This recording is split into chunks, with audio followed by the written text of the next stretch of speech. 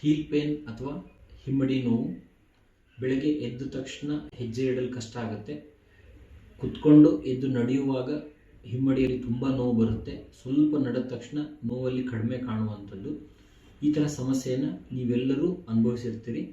ಇದಕ್ಕೆ ಕ್ಯಾಲ್ಕೇನಿಯಲ್ ಸ್ಪರ್ ಅಥವಾ heal spur ಅಂತ ಕರಿತೇವೆ. ಈ ತೊಂದರೆಗೆ ಔಷಧಿಯ ಜೊತೆಗೆ ಮನೆಯಲ್ಲೇ ಮಾಡಿಕೊಳ್ಬಹುದಾದಂಥ ಒಂದು ಸರಳವಾದ ಚಿಕಿತ್ಸೆಯನ್ನು ನಾನು ನಿಮಗೆ ಹೇಳ್ತೇನೆ.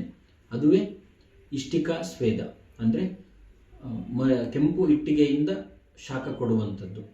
ಇದನ್ನು ಆಯುರ್ವೇದ ಆಸ್ಪತ್ರೆಗಳಲ್ಲಿ ಬೇರೆ ಬೇರೆ ರೀತಿಯಾಗಿ ಮಾಡ್ತಾರೆ, ಮತ್ತು ಆಯುರ್ವೇದದಲ್ಲೂ ಕೂಡ ಬೇರೆ ಬೇರೆ ಥರದ ರೆಫರೆನ್ಸ್ ಸಿಗುತ್ತೆ. ಆದರೆ ಈಗ ನಾನು ಹೇಳ್ತಿರುವಂಥದ್ದು ಮನೆಯಲ್ಲಿ ಹೇಗೆ ಸರಳವಾಗಿ ಮಾಡ್ಕೊಳ್ಬೋದು ಅಂತ ಹೇಳಿ. ಒಂದು ಕೆಂಪು ಇಟ್ಟಿಗೆಯನ್ನು ಒಲೆ ಮೇಲೆ ಅಥವಾ ಗ್ಯಾಸ್ ಸ್ಟೋವ್ ಮೇಲೆ ಇಟ್ಟು ತುಂಬ ಚೆನ್ನಾಗಿ ಬಿಸಿ ಆಗುವ ತನಕ ಅದನ್ನು ಬಿಸಿ ಮಾಡಬೇಕು. ಬಿಸಿಯಾದ ನಂತರ ನೋವಾಗಿರುವ ಹಿಮ್ಮಡಿಯನ್ನು ಬಿಸಿಯಾದ ಇಟ್ಟಿಗೆಯ ಮೇಲೆ ಸುಮಾರು ಒಂದು 10 ರಿಂದ 15 ನಿಮಿಷಗಳ ಕಾಲ ಹಿಮ್ಮಡಿಯನ್ನು ಇಟ್ಟು ಒತ್ತಬೇಕು.